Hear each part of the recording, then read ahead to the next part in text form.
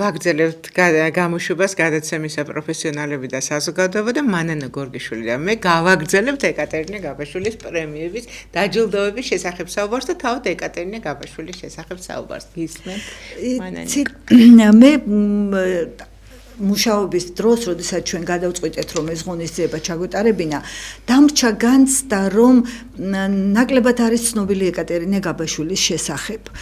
და აქედან გამომდინარე, ეხა მინდა აღვნიშნო, რომ სამწუხაროდ ჩვენი ტელევიზიები, ჩვენ გვახსოვს პირველი არხი, გვახსოვს რა გადაცემებს ვაკეთებდით და დღეს ეს ყველაფერი აღარ არის და მე ძალიან გული მტკივა ამის გამო და ჩვენთან არის ეგ უნდა მეთქვა ზუსტად რომ დიდი მადლობა იმისთვის რომ გვაძლევთ საშუალებას რომ ამ თემებზე ვისაუბროთ იმიტომ რომ მე ვთვლი რომ აუცილებელია ჩვენი ახალგაზრდობა ჩვენი მომავალი თაობა გაიზარდოს ამ ღირებულებებზე იცნობდნენ ეკატერინე გაბაშვილს და უამრავი ასეთი ავტორი ყავს ვინც თითქოს მივიწყებულია და ეს თუნი უნდა გავაცოცხლოთ მათი ხსოვნა უნდა გავაცნოთ ახალგაზრდებს და მე დარწმუნებული ვარ იმიტომ როდესაც მე ამ თემაზე მუშაობდი სახში ძალიან ბევრს ვლაპარაკობდი ჩემს შვილებთან და შვილიშვილებთან ჩემი შვილიშვილები 21 წლის არის და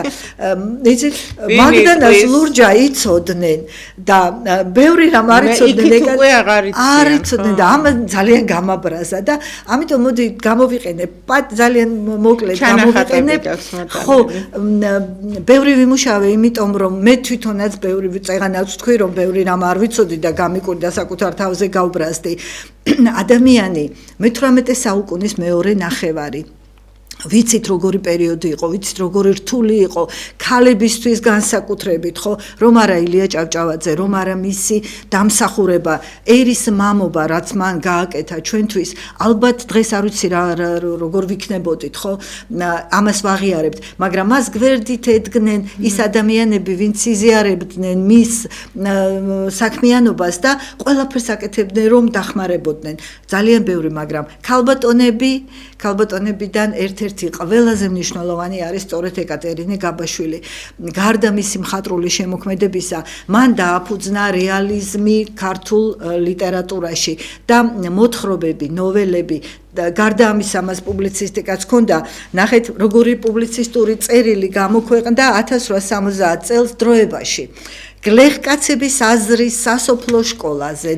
ხო, ანუ მისთვის ძალიან მნიშვნელოვანი იყო, რომ ყველა სოფელში ყოფილიყო სკოლა და მან ზუსტად ამას მიუძღვნა მთელი თავისი ცხოვრება, რომ იგი ქალებს ასწავლიდა წერა-კითხვას და გააკეთა ქალთა სკოლა შეიქმნა, სწორედ მისი დამსახურება იყო, რომ ქალებს ეხმარებოდა დაწყებითი განათლების მიღება. წერა-კითხვა რომ ეცოდნოდათ, ეს ხო ძალიან მნიშვნელოვანია და გარდა ამისა დააფუძნა ნობათი, ჯეჯილი, ნაკადული აი ამ ჟურნალების გამოსვლაში ძალიან დიდი წვლილი შეიტანა და ეხლა მინდა ძალიან ბოდიში არ დაგავწეს, წაიკითხე რა საკიდან ჩანს ეკატერინე გაბაშვილი ასპარეზზე?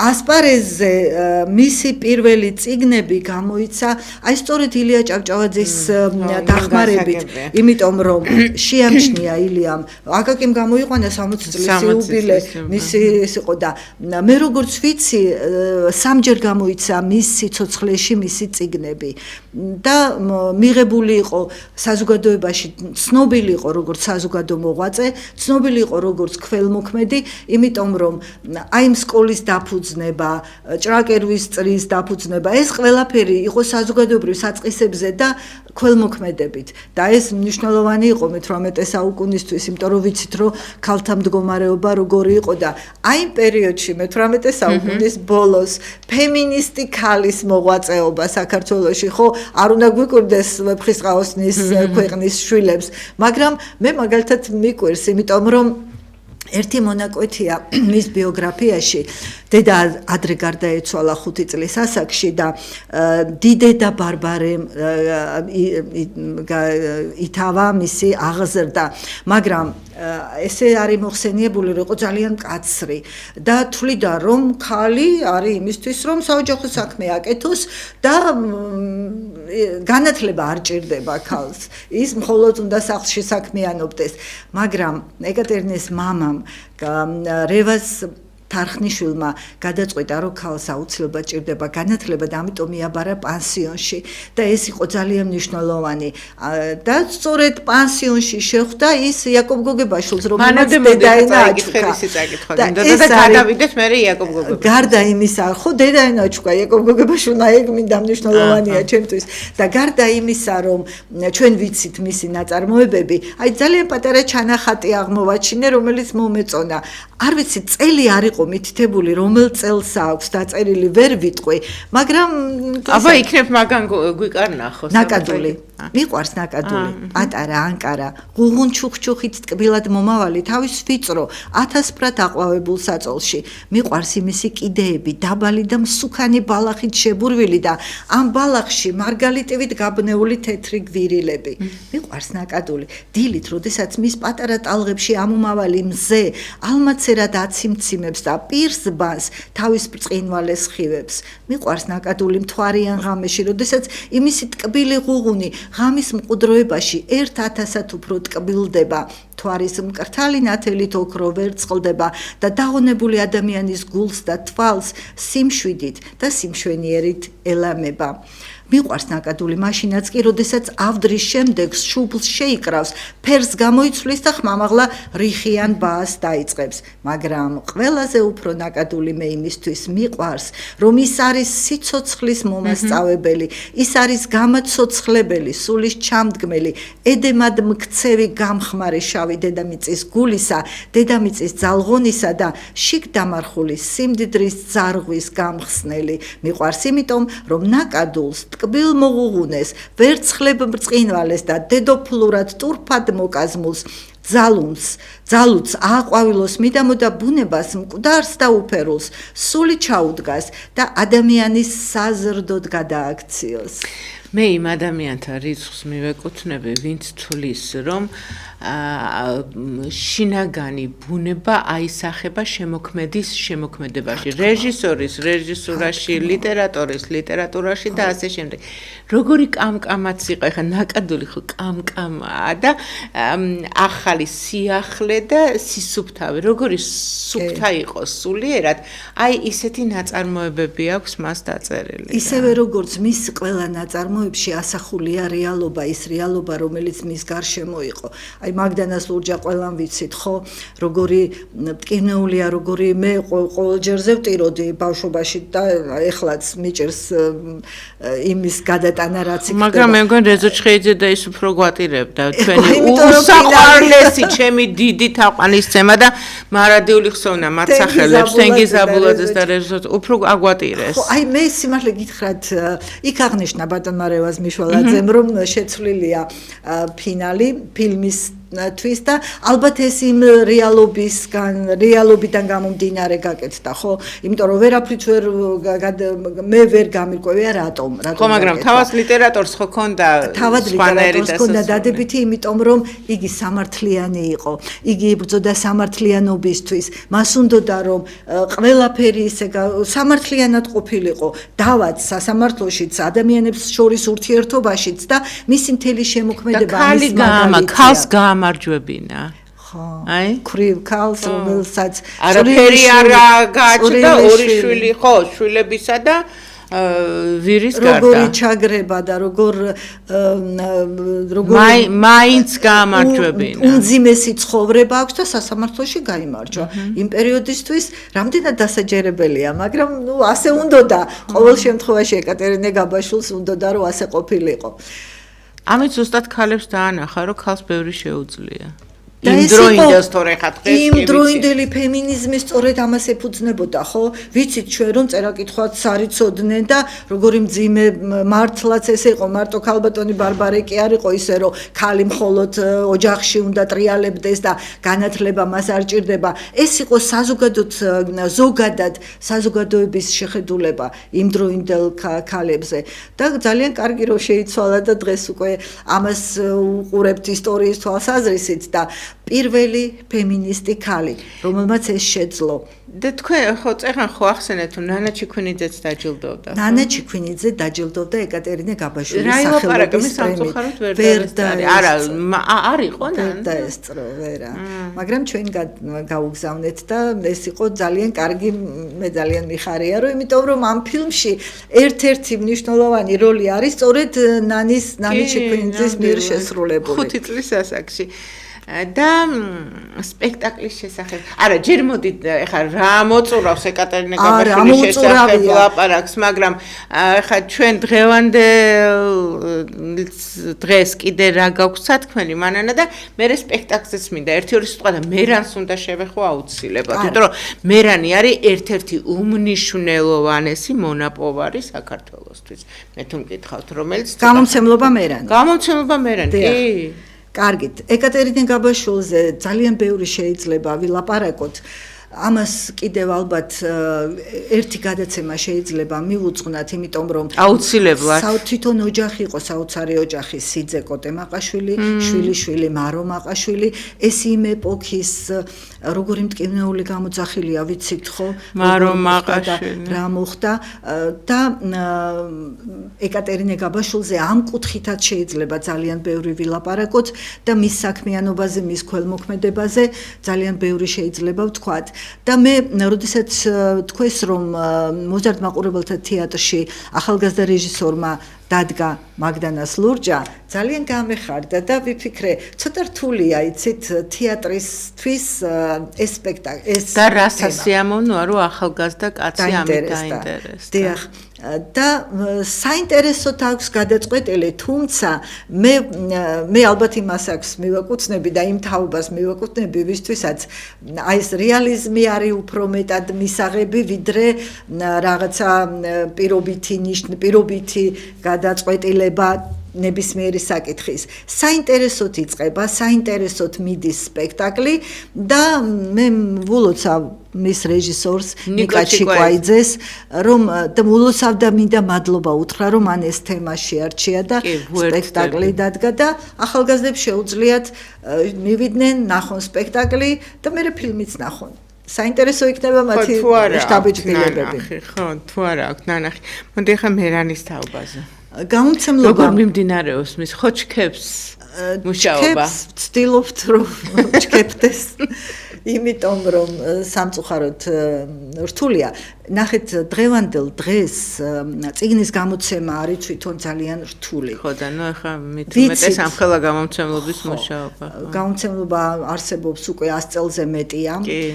და ძალიან ბევრი ძალიან კარგი საქმე აქვს გაკეთებული მერანს და ეს ძალიან კარგია, მაგრამ დღევანდელ დღეს წიგნის გამოცემა იყო ძალიან რთული კომუნისტების პერიოდში. ხო ჩვენ მე მახსოვს მაგალითად ჩემ ახალგაზრდობაში წიგნი არც იშოვებოდა, ძალიან იაფი ღირდა, მე მახსოვს რომ კაპიკები ღირდა და წიგნის გამოცემა ესე მარტივი არ იყო, რაც დღეს სამწუხაროდ საბედნიეროდ რა ვიცი, დღეს უფრო მარტივია წიგნის გამოცემა, ვისაც აქვს შესაძლებლობა.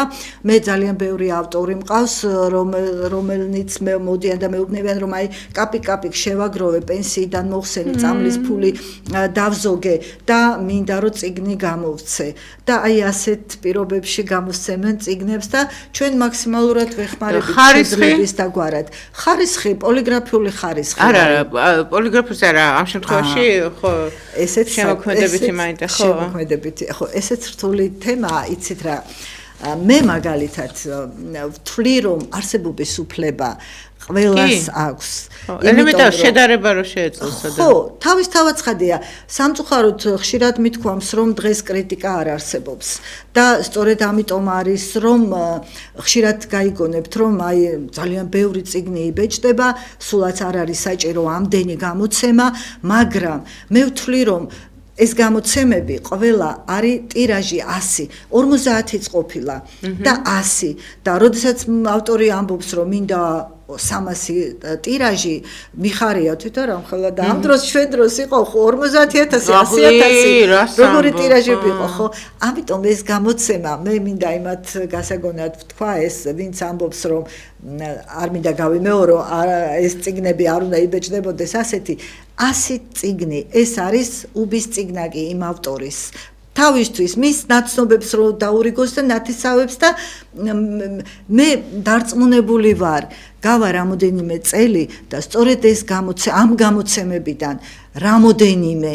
ბევრი ამოირჩევა იქნება ბიბლიოგრაფიული იშვიათობა და მოვა თაობა რომელიც დაინტერესდება აბა 21 საუკუნის დასაწყისში რა ხდებოდა ქართულ მწერლობაში გეთანხმებით არსებობის უფლება ყველას აქვს ეს ხო არ არის რომ ერთი ვიღაცის ადგილს იკავებს არა გამოცეს და უფრო ექნება საზოგადოებას იმ საშუალება რომ შედარება შეძლოს შედარება და დრო ყველაფერს და დაფასება მერე კიდე იმ საუკეთესოსი და დრო ყველაფერს დაალაგებს თავის ადგილზე აი ეს არის ყველაზე მთავარი ჩემთვის მაგალითად და ყველასოვნები არ მოგეწონა გადაფურცლე გადადე არ არის აუცილებელი ყველაფერი წაიკითხო და აქედან გამომდინარე ვცდილობთ რომ ჩვენი გამომცემლობა ყველანაირად გვერდში დაუდგეს ავტორებს და მაქსიმალურად ვცდილობთ ხელი შეუწყოთ იმისთვის რომ გამოიცეს წიგნები, საინტერესო წიგნები, ახალგაზრდები დაინტერესდნენ, ხშირად ხო ვამბობთ რომ მკითხველი დაიკარგა, აღარ აყვავს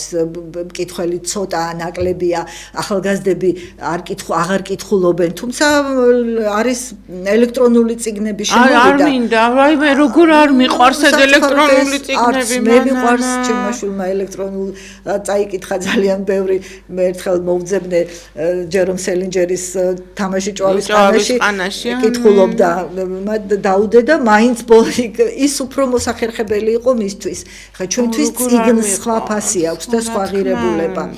ხო და აქედან გამომდინარე გამომცემლობა მერანი მწერალთა კავშირის მიერ დაფუძნებული გამომცემლობა მე-20 საუკუნის დასაწყისში, რომელიც დღემდე აგრძელებს მუშაობას, მიუხედავად სირთულეებისა, მიუხედავად წინააღმდეგობებისა, ჩვენ მაინც ვცდილობთ, რომ ფუნქციონირება გავაგრძელოთ, იბეჭდება წიგნები და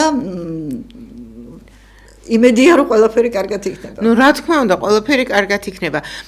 და ორი სიტყვით კიდევ იტალიელებზე იყო საუბარი, მაგრამ თქვენ ძალიან მჭიდრო კონტაქტი გაქვთ შემოქმედებითი კავშირები გაქვთ უცხოელებთან. აი, რამდენად ინტერესდებიან ქართული ლიტერატურით? თქვენ აქედან იგზავნება მათ ენაზე თარგმნილი და იქიდან შემოსული ლიტერატურაც უცხოელები რამდენად ინტერესდებიან თუ ჩვენი თანამემამულეები ემიგრაციაში უცხოელები რამდენად ინტერესდებიან ქართული ლიტერატურით ნახე ნაკლებად ხდება თარგმანი ჩვენ იყო პერიოდი როდესაც ითარგმნებოდა ძალიან ბევრი წიგნი და ბევრი გადათარგმნილიც არის ქართველი მწერლები დღეს ეს ნაკლებია რა თქმა უნდა იმიტომ რომ ამას თავისთავად ჭირდება თანხა და არ არის ესე მარტივი, ხო? თუმცა ვცდილობთ რა ვიცი, მიუხედავად ამ სირთულეებისა, მაინც გამოიცა ძალიან რამოდენიმე საინტერესო და მე ყოველთვის ვამბობ, რომ აი ჩვენ მეზობელ ქვეყნებთან, სომხეთი, აზერბაიჯანი, თურქეთი, თუნდაც ხო შეიძლება რომ ვიცნობდეთ მათ ლიტერატურას, თანამედროვე ლიტერატურას. ეხლა ხანს ვიყავით დაღესტანში და იქ საოცარი ქალბატონია მწერალთა კავშირის თავმჯდომარე და მისი ვაჟი ძალიან კარგი პოეტი და მათ გვითხრეს რომ დავიწყეთ მუშაობა იმაზე რომ დაღესტნული პოეზია ითარგმნოს ქართულად და ამას ვცდილობთ რომ გაკეთდეს და ვეძებთ სპონსორებს რომლებიც აი ყველაფრის გადაწყვეტაში დაგვეხმარებიან და ასევე თანამშრომლობთ სომხეთთან, ასევე თანამშრომლობთ აზერბაიჯანთან. მაყოლა ქალბატონმა მაყოლამ თარგმნა აზერბაიჯანული ლეილა ალიევას შემოქმედება ძალიან კარგი. ჩვენ დიდი გადაცემა მივუძღვენით. და იცით ყველაზე მეტად რა მაოცებს? აი ხა ვკითხულობთ ხო ჩვენ რუსულად თარგმნილს და ვიცით და წარმოდგენა გვაქვს. ხო, კლასიკურ ლიტერატურას. ქართულად იცით მაყვალა როდესაც თარგმნის ქართულად ისეთი კარგი თარგმანებია, რომ ძალიან ხშირად მიფიქრია, რომელი ჯობიაო და გიფიქრია და ვიღაცამ თქვა კიდეც. მართლა? აღარ მახსოვს, რომელიღაცა საღამოზე ვიღაცამ თქვა, ვერ გავიგე, ორიგინალი ჯობია თუ შენი ნათარგმნიო, მაყვალას უთხრა ზუსტად. ხო და ამიტომ ჩვენ უნდა გავაგრძელოთ ამ კუთხით მუშაობა და უნდა ბევრი ვთარგმნოთ იმისთვის რომ მხოლოდ პოლიტიკა ხო არ არის მეზობლებთან პოპულარიზაციისთვის ხო ლიტერატურა რო გააცნო უნდა ვიცოდეთ რითი სულდგმულობს თანამედროვე ახალგაზრდობა იქ რას წერენ როგორ წერენ და აი ეს ლიტერატურის გარდა ალბათ ძნელია ამის გაგება ვეცდებით რომ ეს ყველაფერი ხო მე არაერთგზის მithkoms რომ ეპოქაში მიმდინარე მოვლენებს ყველაზე მეტად შემოქმედება ასახავს და ამ შემოქმედების დარგებიდან ყველაზე მეტად კიდე ლიტერატურა და კინოხელოვნება, ხო? და ნუ ამიტომ აბსოლუტურად გეთანხმები თქვი? რა მინდა იცი თქვა, რადგან ჩვენ ემიგრანტები ვახსენეთ და საზღვარგარეთ მცხოვრები ჩვენი თანამემამულეები, რამოდენიმე წიგნზე მაქვს მე რაღაცა პატარა წვლილი შეტანილი რედაქტირება გავაკეთე და იცით ყველაზე კარგი რა არის ჩემთვის მაგალითად რა მიხარია რომ ჩვენ ონლაინ ვმუშაობთ. ისინი არ ჩამოსულან უცხოეთიდან, იქ არიან. არა, ამ შემთხვევაში მივესალმები ინტერნეტით მუშაობა. ხო, მაგრამ წიგნი გამოიცა, ჩვენთან გამოიცა და ჩვენ უგზავნით. და ხო, მაგრამ მატერიალურად გამოიცა და გაისა ეს ელექტრონული ხო არ არის? არა, ფიზიკურად გამოიცა ეს წიგნი და იცით ყველაზე მნიშვნელოვანი კიდე ჩემთვის რა არის, რატომ მიყვარს მე ამ ლიტერატურაზე მუშაობა, იმიტომ რომ სხვანაირად წერენ ემიგრაციაში. აი, ბევრი ავტორი ვიცი, რომელიც ამბობს, რომ აქამდე არ დამიწერია მე არაფერი, აი აქ დავიწყე ლექსების წერა, ამ ტკივილმა გადამარჩინა. ეს მხოლოდ ის კი არ არის, რომ დაწერა და დახურა წიგნი გამოსცა, პოეზია, პროზა, ამან გადამარჩინა. ამან მიშველა მე რომ გადავიტანო ის ყველა სირთულე რაც შემხვდა. ძალიან დიდი მადლობა და ამისთვის უღრმესი მადლობა გამომცემლობა მერანს, ძალიან დიდი მადლობა მწერალთა კავშირს, დიდი მადლობა მაყვალა გონაშვილს, მანენა გორგიშვილს და ყველა იმ ადამიანს და იმ ორგანიზაციას, ვინც ამ ადამიანებს და ამ ორგანიზაციას გვერდით უდგას. რა თქმა უნდა, გისურვებთ შემოქმედებით წარმატებას და ყველა სფეროში წარმატებას. დიდი მადლობა. ჩემო ძვირფასებო, დიდი მადლობა, ვინც გვიყურეთ და გვისმინეთ. მე ხვალ პარასკევს კვლავ თქვენს წინაშე წავსდგები ასევე საინტერესო თემით და ასევე საინტერესო სტუმრების თანხლებით, ასე რომ ხვალამდე გემშვიდობებით დროებით.